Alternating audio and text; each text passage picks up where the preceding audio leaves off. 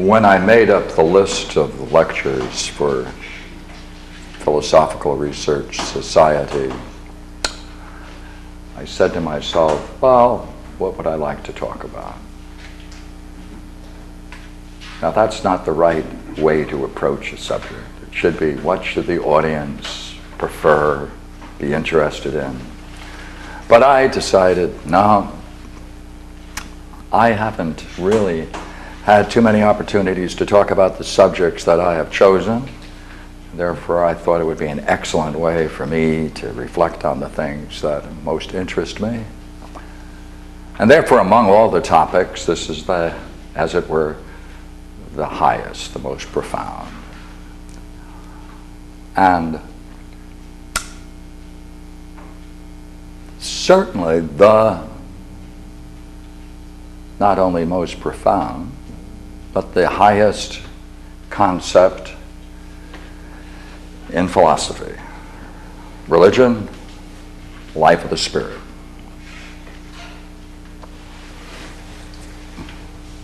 Essentially, what these two words mean, which of course we went through last time we talked, they're identical. Good, same as the one.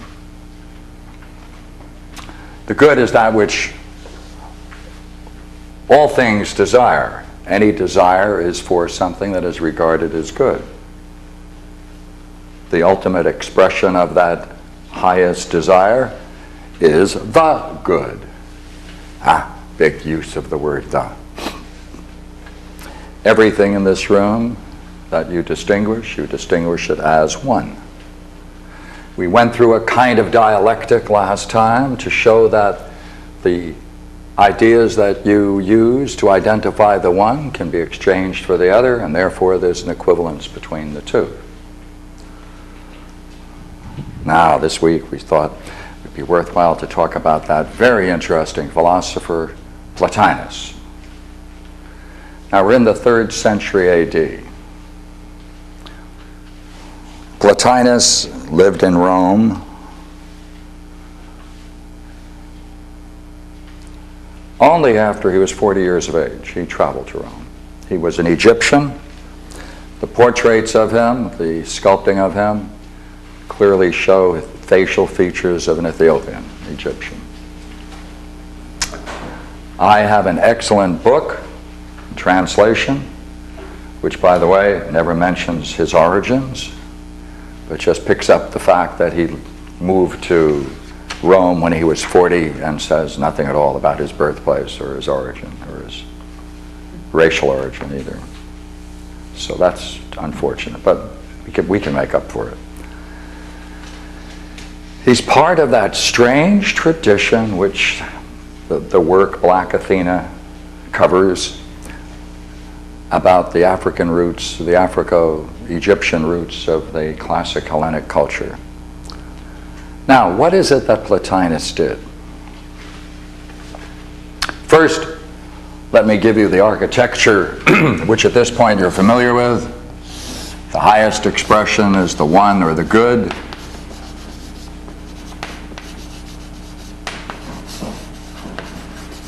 The realm of intelligence.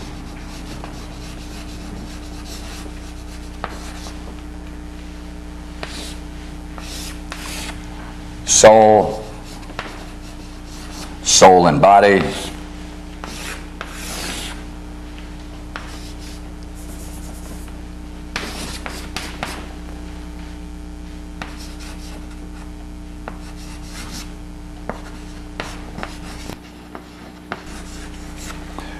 That's basically the metaphysics, the model.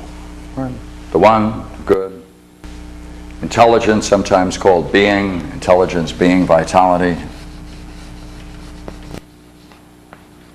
Hyphenated.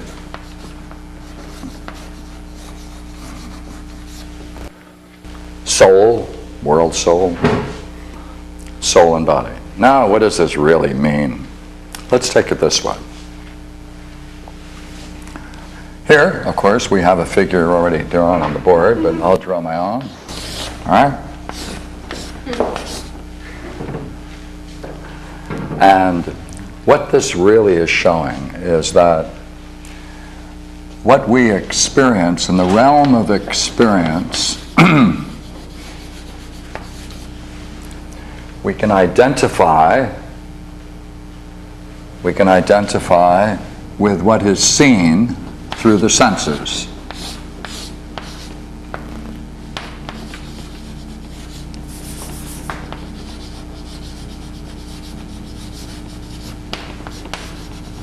And this is much of our life.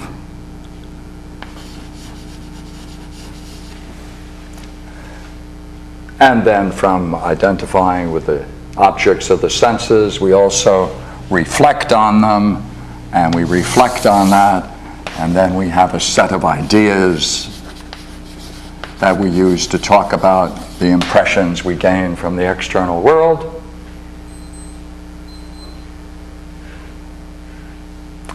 So what does that mean? You see, this is really nothing other than what affects us. See, what affects us. The word impression is a good word. It's what impresses us. But what is it that is impressed? All right? What is it that receives the impressions? What is it? All right? What's the it? Now, we can talk about the next level. We can talk about the level of soul. Now, for the idea of soul, all we need is 4 ideas. If you planned to come here, which you must have done, right? You must have had a plan. You must have willed yourself to use it or commanded yourself to do it. And you did it because in some way you thought you would benefit.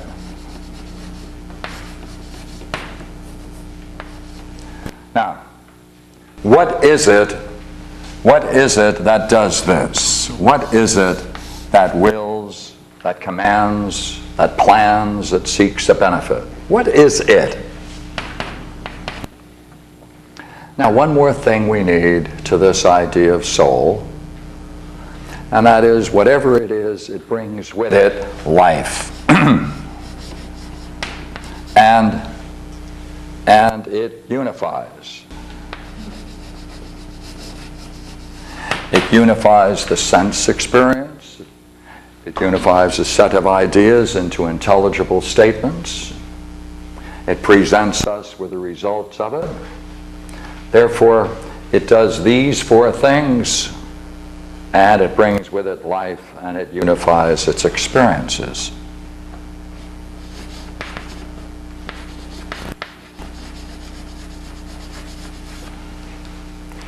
But what is it? Well,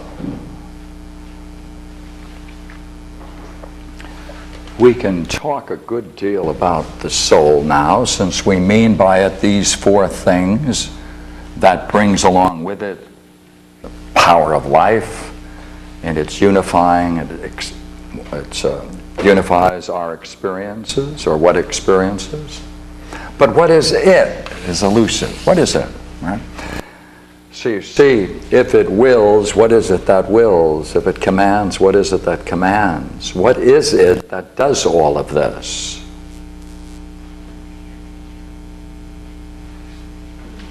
We could ask it this way. And whatever it is we do, we could ask, what is it that does all this?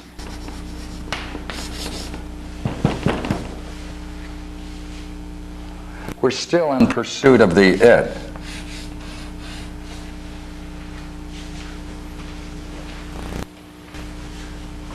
Now, if we're very serious in our endeavor to try to grasp what that is, it will deal us a very strange card: confusion, perplexity, and you know you're doing well. Puzzledom, you're doing better. The depth of puzzlement, you're getting close. You can probably reduce this one more step. We'll go 2 steps, but the next step is, you might say, just what is it, and forget the rest of it. What is it?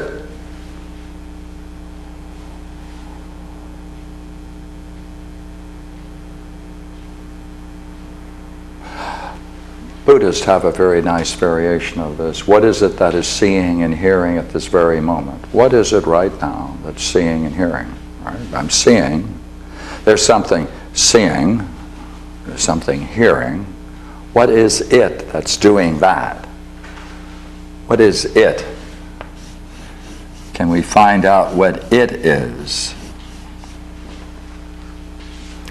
Now, the biggest problem in this pursuit will become clear in this very simple exploration. I can ask, when did you arrive here? Clearly that involves time.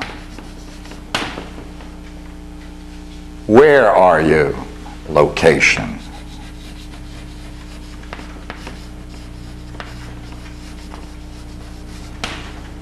How? How is that made? How are you sitting? That's parts to whole question.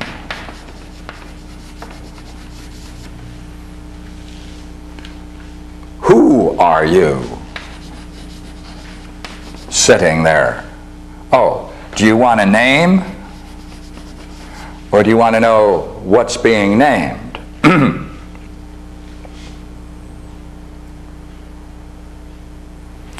We could go on with which, if you like, alternatives. But look here, you see, the question really is, if I add now, why, if I ask, why are you here? Why is that table here? Why are you? That requires some kind of explanation. Right? But it presupposes the existence of the thing. Why is this chalk? Well, it presupposes there is a chalk. You just want to know the why about it. It already presupposes you've answered the what. Who are you? That already assumes you know the person. Deals with a person. You just want to know something about that person, a name. How is that put together? It already assumes it exists. You just want to know how it's put together. Where is it? Or you just want the location, not worried about it. When, the same thing. You're not worried about it. You're worrying about the time in which you can describe or talk about it. How do you know when you've answered a what question? This is the entire problem. You see, none of these questions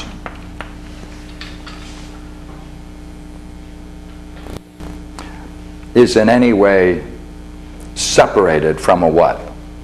Because I can ask a when question in terms of a what. What time is it? When did you get here? What time did you get here? Where are you sitting? At what location are you sitting? I can translate every one of these into a what? Location. Pardon me? Location. Yes, every one of them. Here's the whole problem, you see. We know how to answer these, and therefore each one of these can be translated into a what question. But does the what question ask something that is absolutely unique, to which none of these answers would be satisfying it? Look, try it again. If I ask, what is it that is seeing and hearing? Would a when work? Could you use a when to answer that? What is seeing and hearing? Do you mean right now? No. Yeah, but that doesn't give me the answer to what it is that's seeing and hearing. Say, is there something right now that is seeing and hearing? Yeah, where? If you know where, does that tell you what it is? No. How? Who? Therefore, the big mystery in all philosophy is this question. Is there any legitimate reason why we should use a what? Because philosophy, and our kind of philosophy, only deals with the what question, none of the others. If you like when, study history. If you like where, geography. How, any kind of mechanics. Who, psychology if you like.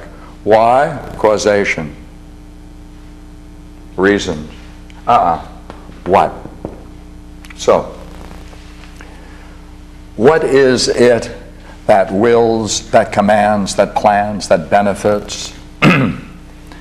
Now, there are many philosophers that come in and say, you cannot ask that question. There is nothing there that you can point to that could satisfy that question.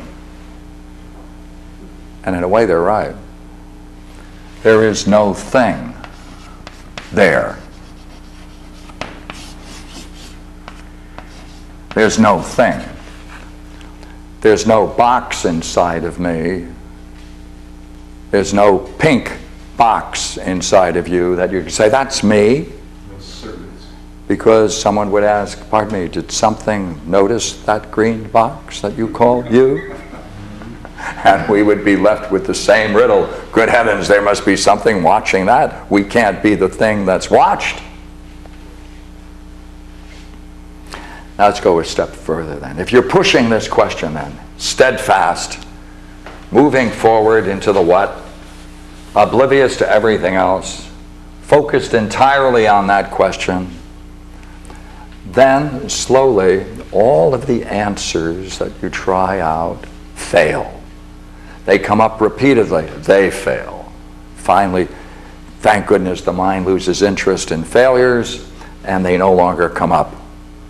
And then the mind quiets. Then the mind quiets. And then you're moving beyond the mind, beyond what we would call, let's just call it the thought realm for the moment, just beyond the thought realm. Now you only have occasional thoughts that come by. Now, you might either like these or dislike them. If you like them, then you might entertain it and consider its consequences and you go off on a trip. Or you may not like it and therefore you may get involved in trying to put it down or accusing yourself of being a this or a that for having such thoughts. But when that settles to, then we're in a different kind of realm now. We're open up to a different kind. Right?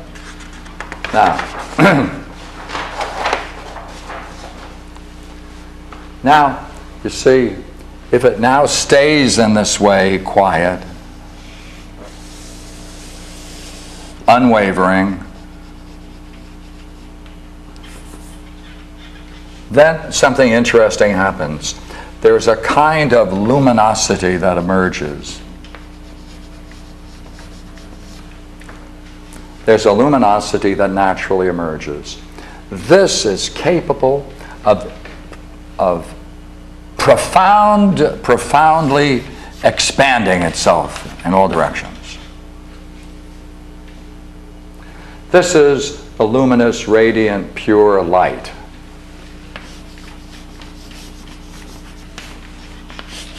There is a unity here. This is a mystical state, as they call it. One is face to face with what is living. This is a living. This is a vitality, vastly vital, radiant, brilliant, intelligible, mind stuff. And it's the very nature of mind. Recognize that in that sense, very clearly. Therefore, in the Greek world, that's called intelligence. That's this realm. Right? Luminous, radiant. Upon analysis, therefore, you can see it's mind itself. It's mind perceiving mind. It's mind stuff encountering mind stuff. It's the vitality which is not different than your own. Therefore, this is a oneness.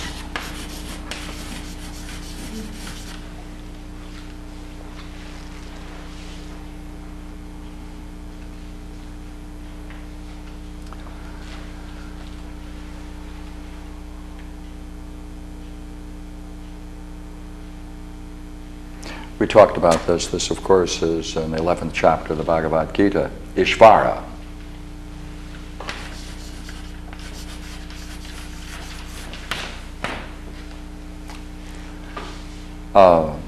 It's described as the 10,000 suns bursting fully radiant in the heavens, all at once in a total unity.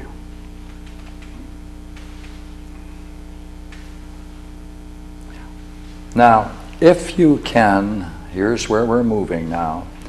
You see, by reflecting, we can say, that's luminous, that's radiant. Mind, mind, mind, vitality, mind, my mind, it's mine, no difference. You are making distinctions in this experience by reflection. Therefore, it is a oneness, not a one. It's a multiple without divisions, but distinctions can be found and made within it. And it does exist, therefore it has being, therefore clearly it has predicates, its qualities. When this is encountered, it is bliss. One can enter it into it more profoundly. It's not one experience. It admits of a whole range of depth. It has great power. It's not a weak thing. It has great power. It has the force of being itself. One has to be in good condition for it, by the way. Plato talks about it excellently in the Symposium. He says, you have to, before entering into this experience, you have to grow, gain strength and grow by contemplating the great ocean of beauty and giving many magnificent speeches in the abundance of philosophy and thoughts. He said that builds you up. That builds you up for this experience, since it's an overpowering experience. Great power, great power. Only this, to go into it more fully requires greater and greater strength, psychic strength, physical strength. But that's a oneness. Now, what does this do? This allows the person who experiences it or hears about it to come to the conclusion that there is something beyond the physical realm, that this is not capable of coming and going. It's what totally is. It always is. And therefore, by necessity, it's eternity, because eternity means, in Greek, something that always is. So the experience is eternal. The nature of it is eternal. Therefore, you encountered something that's eternal. By the way, notice, though, if in experience it, you recognize that it is no different than your own mind, then you recognize in that instant that there is a part of you that enters into this, that you recognize in it, that is eternal. Oh, wait a minute now. Has a more interesting, much more interesting aspect to it. In this you identify, hey, me, I, no difference. Why is that interesting? It's interesting for this reason, you see. It has a profound, this has a profound impact on fantasy life. Let me tell you why. It has a profound effect on one's fantasy life. Want me to do it again? It has a profound effect on one's fantasy life. Okay. Explain. Yes. The essential feature of every fantasy is that you can identify with the figure in your fantasy as yourself. Agree? I mean, can you think of going to a party where you're able to everyone writes down their fantasy and you give it to your neighbor? You can use theirs instead of yours? Because you have to identify with it. Therefore, in this experience, you discover what you want to call the self. Therefore, if you have a fantasy going, it only can go for a short period before you recognize that's not me. That's only a shadow and image. Therefore, it doesn't have that contrast that it would, right? It doesn't have, when you don't have the contrast, you only have the image, then you think that's you. But in this experience, if you see profoundly that that's not you, it weakens, therefore, naturally any hold on fantasy life, does it not? So we like some movies and don't like others. Yeah. People are fancy, they don't. Yeah, here comes one. Oh. Oh, don't have to fight them, right? Here comes one. Yeah. Right. Ah, and that's one of the most interesting features about it in terms of psychic development, that the war and all of that drama around fantasy ends. To the degree that one can participate into it again and again, the more one recognizes that this, here's the big point now, that this cannot be put into an image.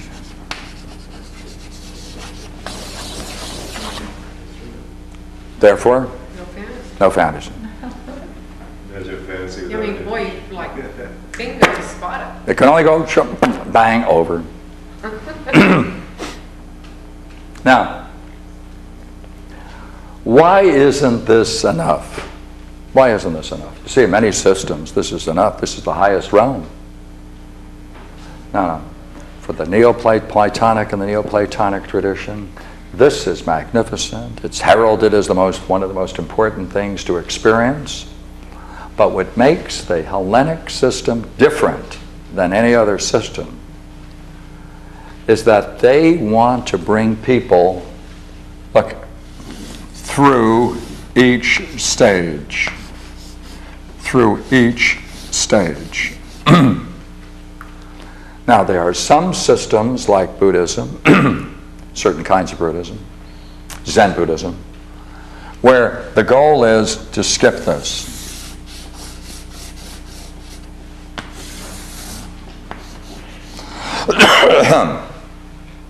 Skip it.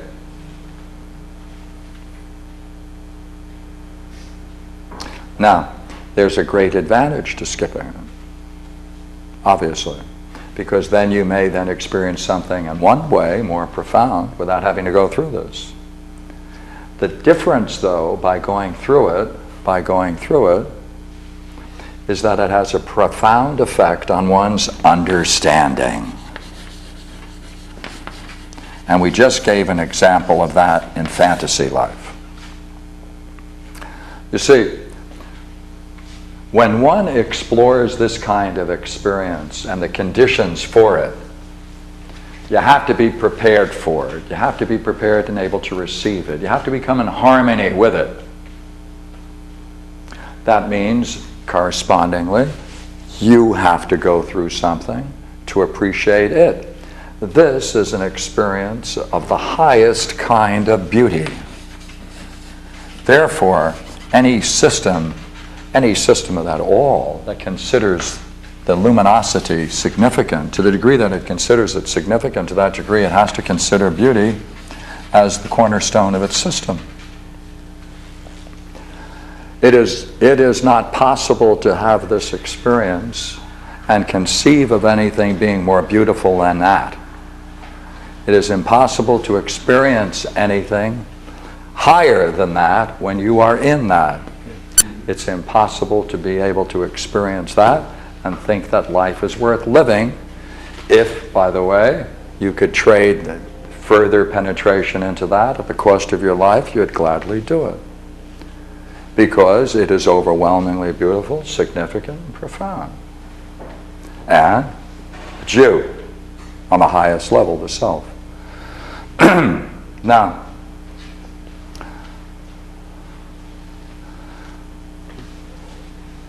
It's even impossible from some experience, therefore, of this to conceive of anything higher. So you're stuck. You're stuck. Yeah, right. You are stuck there. Stuck in beauty. Stuck with beauty. Terrible fate. Oh, I'd like to just do that. That's pretty good. And this is why in Plato's Republic, he says, oh, he said, some people, get into this experience. They don't want to come back down. They just want to stay there, live in the Isles of the Blessed and enjoy it. Yeah, yeah. And, of course, that happens many places. So that, what is it that propels anyone who has this experience to consider anything higher? First, the very thought that there's something higher is absolutely ludicrous to someone who's experienced this. They can't conceive of anything possible, and they're absolutely right. You cannot conceive of anything higher. You cannot picture anything higher. You cannot conceive of anything higher. There's no idea which is higher than that. That's right. There's no experience that's higher than that. That's absolutely right.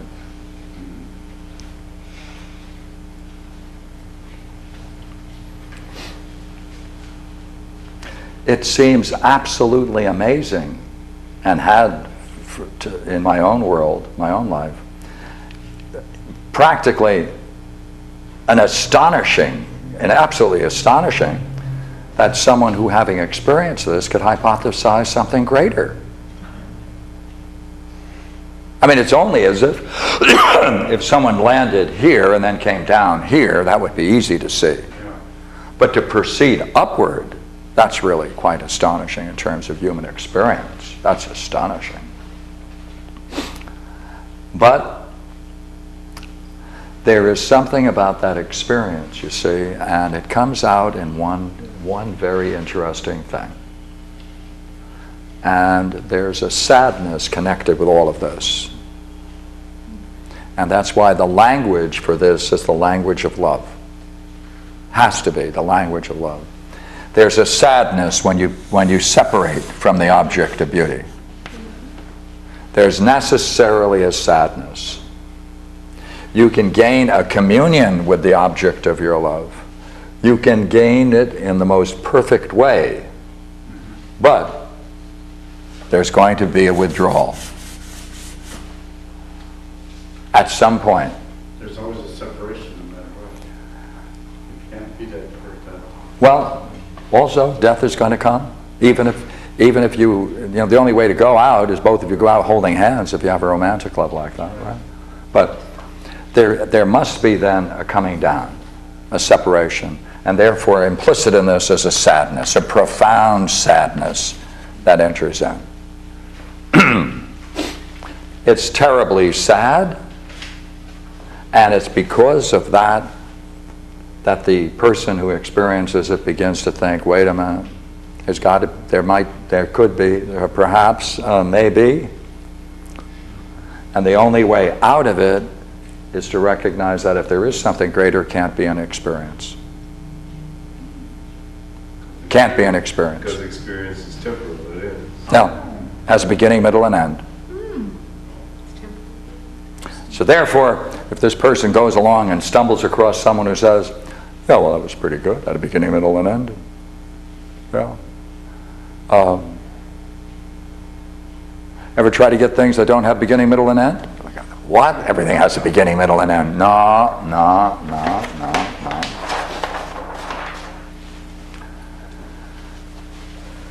It's this next step then that takes in the higher element of philosophy. Through this discussion, you can see that there is a unity, a union, a communion. All of these words suggest a oneness. And now the whole discussion turns around this higher question now. Is it possible that there is such a thing as the one? Not a oneness, a one.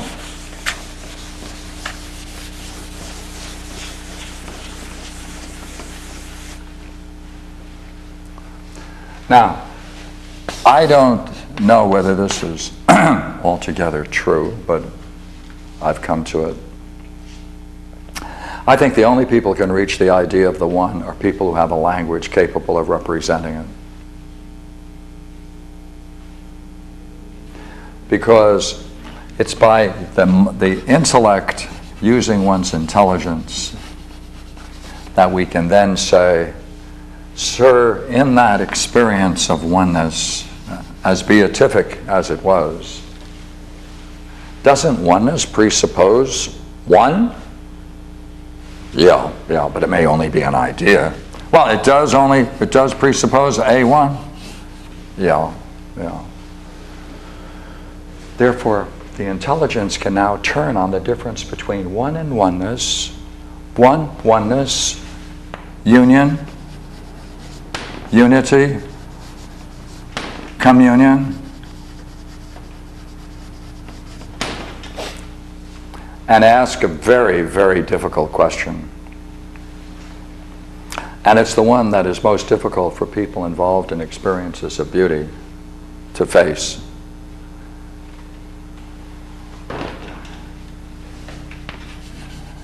In the middle of that profound experience, at the heart of it, was there something watching? That's a dirty trick to ask that question. Is there something what? Is there still some sense of, is there still an it that's experiencing it? If it is, you haven't reached it. And that's sad on top of sad. Now we have the person caught. And now they have a pestering thought. Because now that suggests something different. Now they have to now go on the quest of, okay, what do I mean by one? What do I mean by one? What is a one? What is one? Everything is a one. Oh, everything's a one? Yes, everything's a one.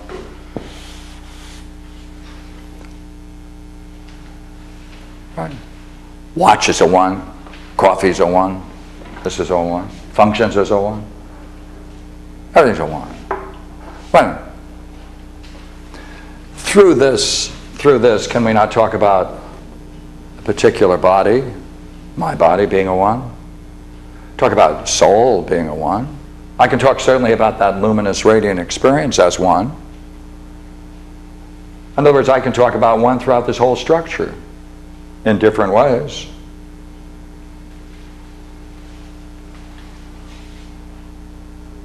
Wait a minute. Here we make the biggest jump, and it is the step into philosophy. It's a very curious step.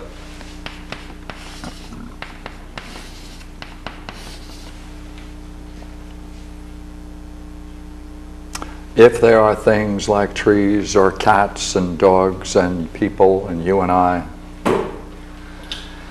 if there is a similarity between different things, is there a cause for that similarity? If there are different kinds of trees, there's something they all share in being trees. Must there be some idea of tree somewhere that produces the variations in all the different trees we see? Oh, you can do it with music if you want. You can do it with anything you want. Because it comes down to, if everything is a one, and everything that is destroyed or decays as a result of the fact that it loses its oneness, then when the oneness is present, things exist and continue. When they lose that oneness, they enter into destruction, decay, and dispersal. So therefore, there's something about one. There's something about one that's a very powerful notion. Because when you reach it, share in it, then there is that quality to it. Now wait a minute. But that's things entering into it. That's things entering into it. What is it just by itself? Is that possible to deal with? Well, that's what we want to see. Right. That's what we want to see. Now,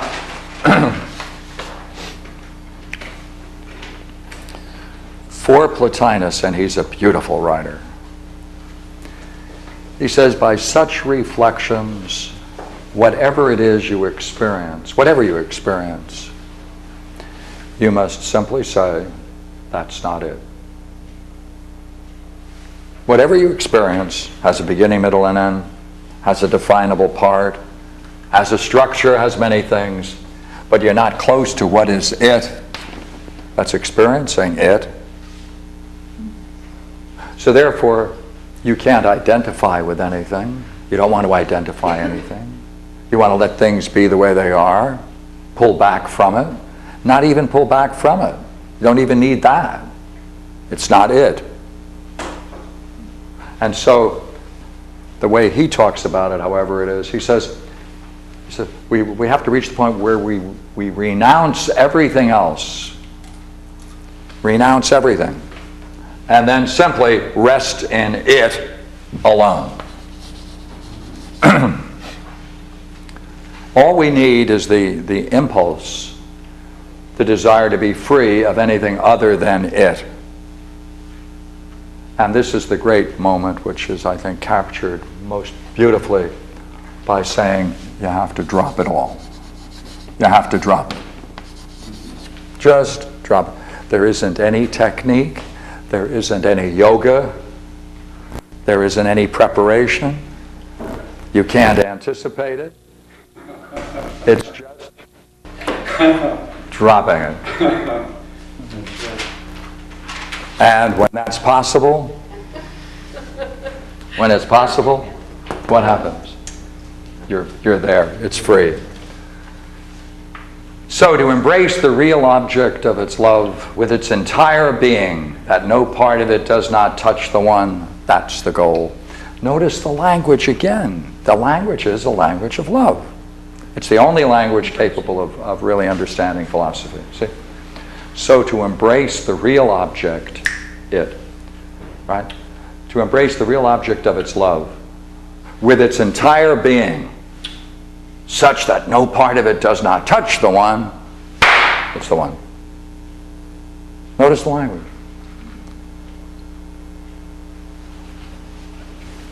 Now, the curious thing, therefore, in this work on Plotinus, on the good and the one, I remember when I first got to it, I was eager to find out all about the one, the good. And you know what he did? He did what I'm doing tonight. I'm not talking about it all, I'm just talking around it. That's right, that's all you can do. And that's strange, isn't it? No. No, it isn't. It's accurate. Isn't it? It's accurate. Sure. Because there isn't anything apart from the one. To be it all is to be one. But see, that makes it the thing. But it's more than that. It's really extremely curious. As a matter of fact, I think it's very close to being a joke. There's nothing that isn't a one. And in a very real sense, well, like right now, the one is talking. Thank goodness that I don't have to worry about it. But, pardon me? Louder? Chewing gum. It is chewing gum. Well, here, I want to. Okay. This is the part. See, he's saying that one has to, it's an inner power that we have that's similar to, and it's from the one. Right? There's something within us, there's a certain inner power. There has to be an inner power in us because we want to reach it. There's something about us that wants to resolve this mystery about the it, about what we are, what it is, what it is. That's a kind of inner power, he says. It's similar and from the one. That's the object of contemplation. But it can't become an object. No, so you can't contemplate. Therefore you can't contemplate it. So therefore you can walk around and wonder. And that's the preparation. Right. To stand and wonder. So when we contain no difference in ourselves, given everything it up, right? You see, we're always around the one, dissolved without it, but through it we exist on a higher degree, a more profound degree. When we reach it, share in it, and recognize the dispenser of true life. But this is his language, but it's rather curious. You see, when you reach it, it's not an it. And when you share an it, it's not an it. But we have to talk about it, and so we have to be careful about it, because we don't want to violate its integrity, and we just did. You can't reach for it either. But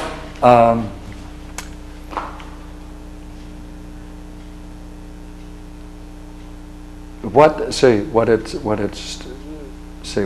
doing, this dialogue is doing. See if I can make it clear now.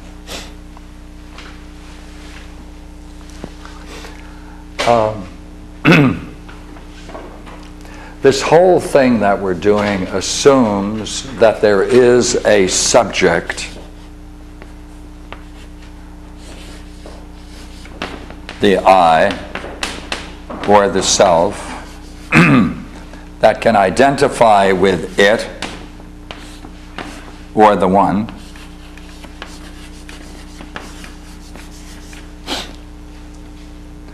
and that's just what has to be rejected. Right, to the zero. That has to be rejected. See, that has to be, because if there were a subject, it would have some delineation, some form, some perceptible boundary to it. It would have to be distinguished from other things.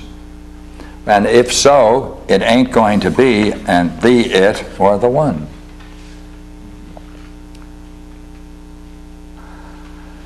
So then let me go back now. Look here, see? Here's the big question, I think. Why not bypass all of this talk and simply make the transition directly to the one?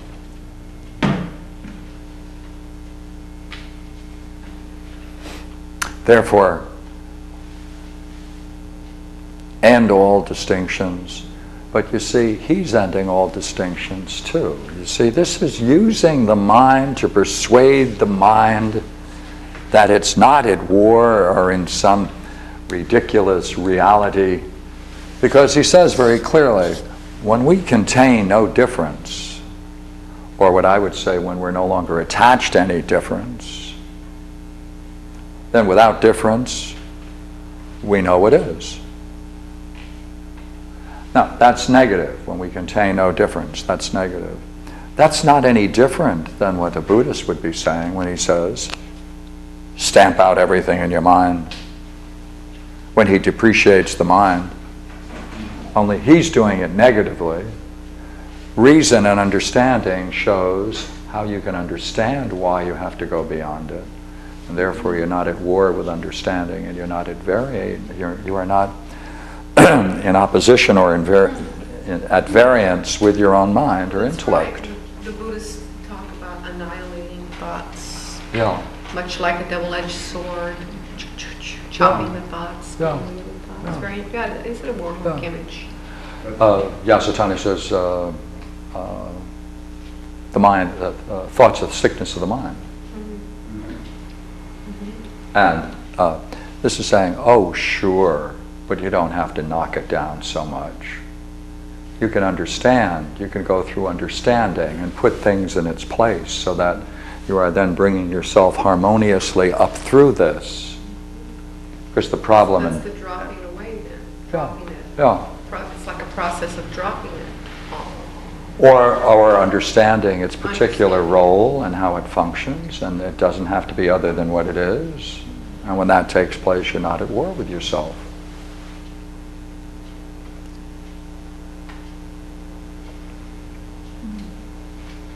And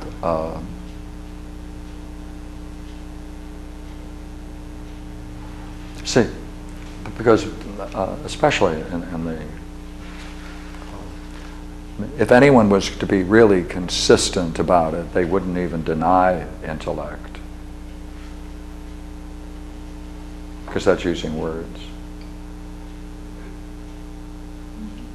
And you can't have a koan system and deny words. You know?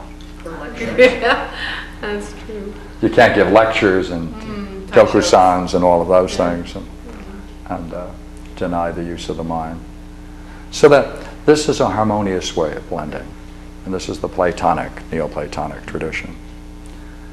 And so I made some copies of some major sections of Plotinus, what I'd like to pass out to you. And if you have any questions while I pass these around, please let me have them. We'll have some fun with them.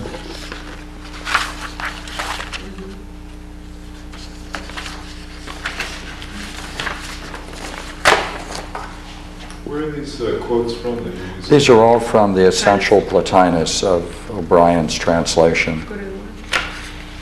And it's a very beautiful translation.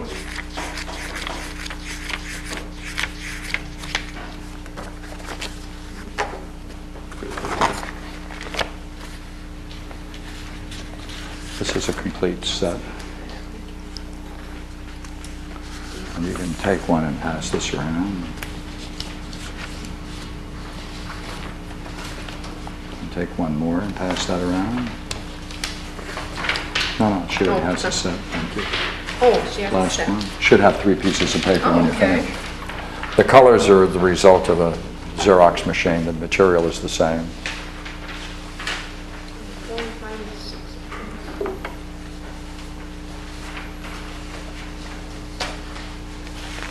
Now, I wanted to get you to look at just a very beautiful section.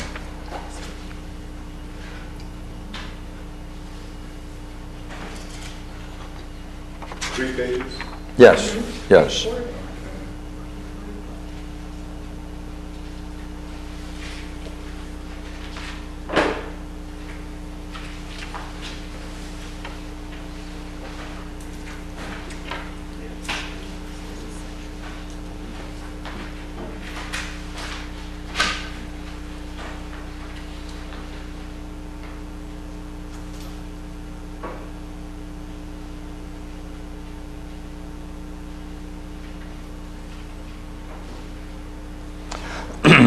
I'm on page 88, conclusion.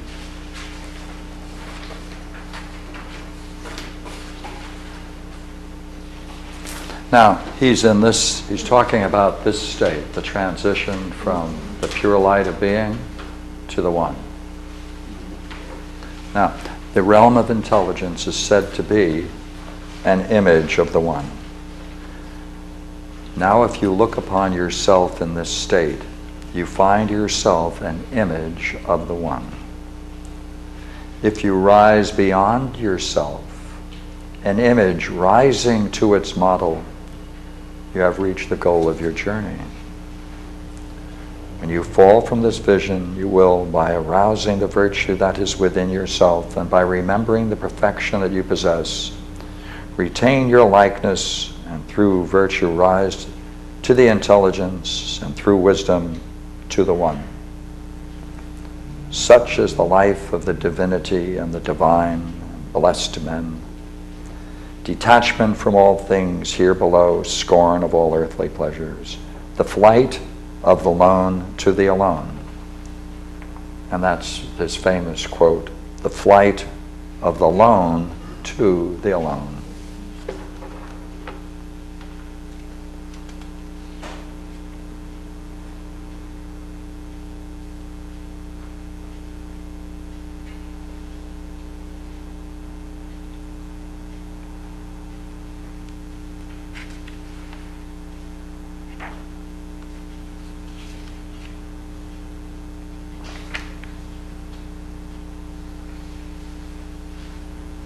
I'm now on 84. As the one does not contain any difference, it's always present. And we are present to it when we no longer contain difference.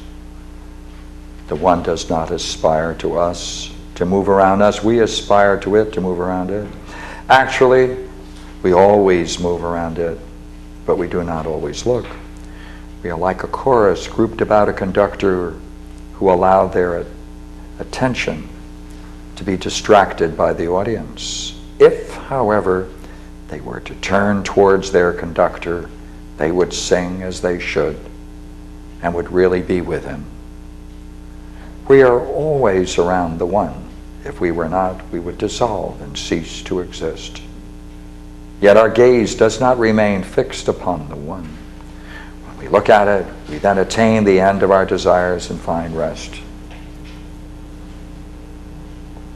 Then it is that, all discord past, we dance an inspired dance around it.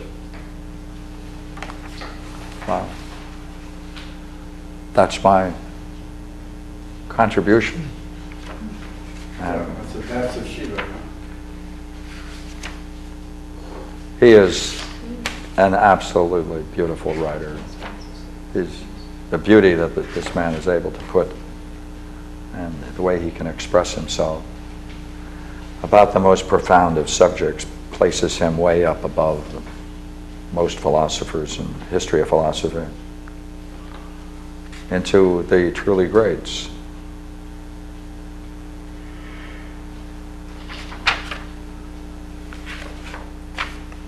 So, thank you. Thank you. They don't study Plotinus much, do they? Pardon me? He hasn't studied much in the schools, more than Proclus. I don't really know. I know it's studied quite a bit in Golden West College. Yeah. For some reason. That's where I teach.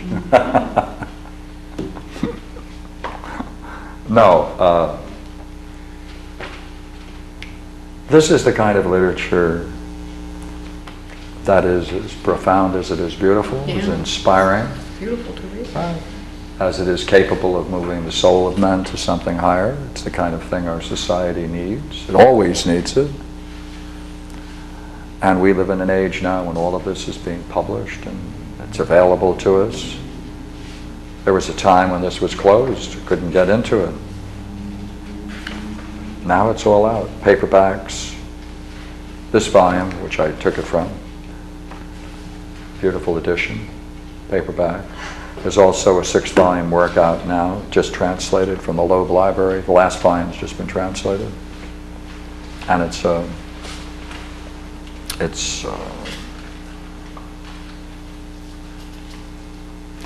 he calls it entering into the mysteries. Here, let me give you a good quote. I think he's quite right. It's making the mysteries available to mankind.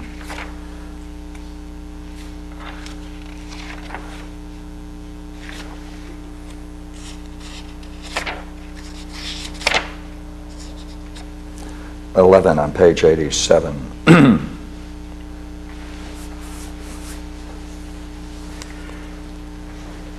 Therefore, it is so very difficult to describe this vision, for how can we present it?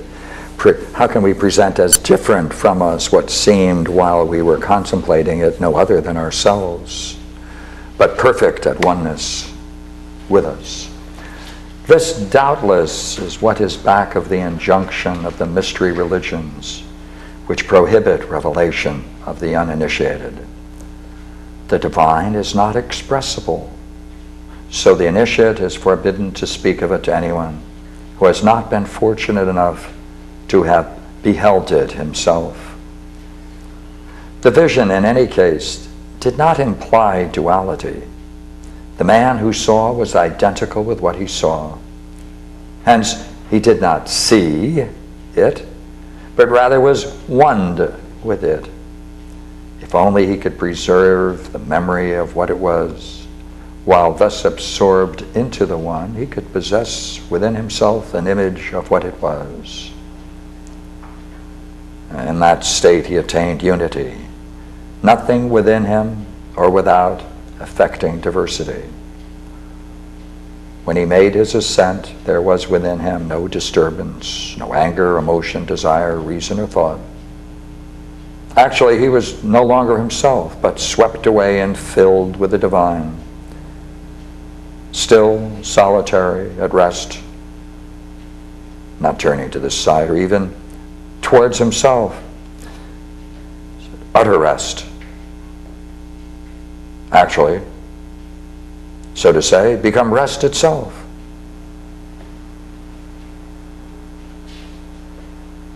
He has risen above beauty. He's passed even beyond the choir of virtues. Right? So, I think our people may, with all of this literature, start living on a higher, more profound level. I think it's inevitable. How can you with all the TV? Everybody'd rather watch TV than... Oh, all we need is a couple of nuts in every generation. We don't need too many. Right? I mean, the word has to get out. Well, what I would like to see is one of these sitcoms, you know, like one of the figures show up every once in a while who represents this kind of thought and the kind of effect it has on whatever is going on. You know, just some rational person coming in with a more profound view of life, walking in the door and walking out and doing something in the, you know, him or her. Right, so that it's built in, that's all. Might even make them more interesting. I think so. Watch it. I think so. I think so. I'd watch it. Yeah. Who would have thought there was a place for Doonesbury? Right. Yeah. That's right. Yeah.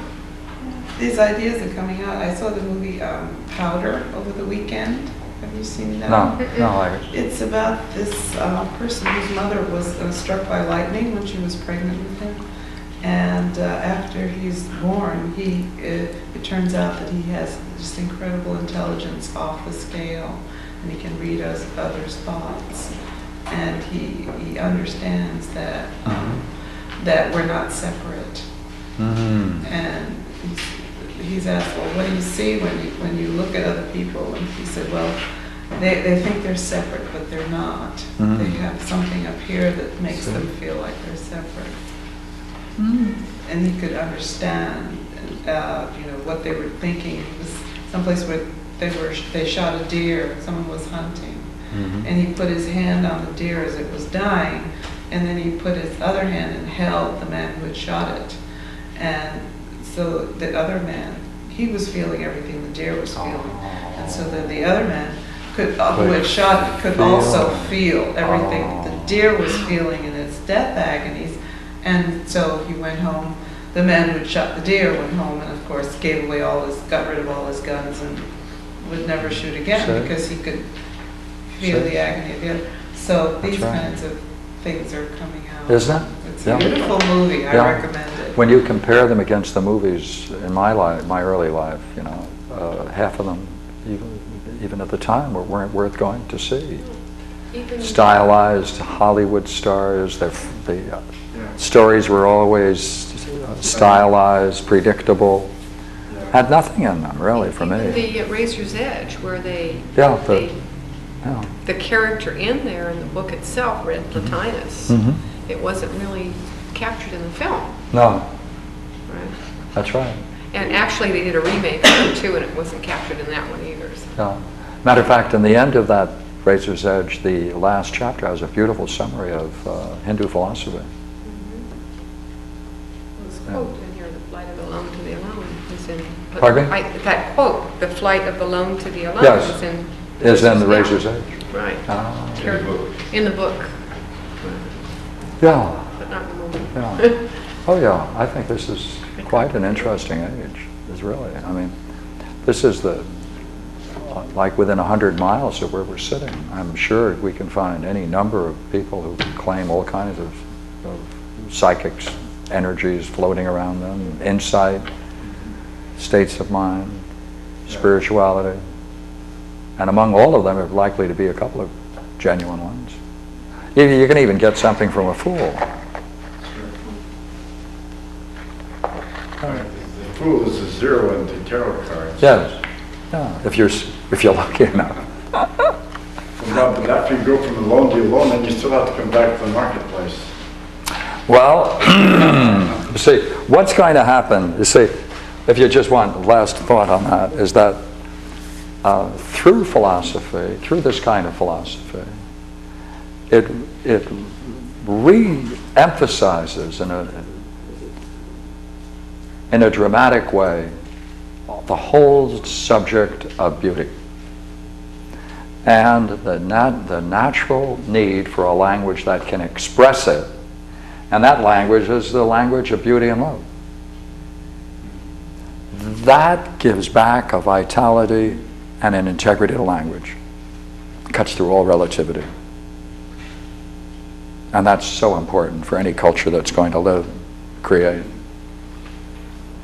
And that's why I think if we can, hold back the ecological mess in front of us, there may be a nice place for mankind to grow and develop, because we have all the literature, we have the people, we have the interests.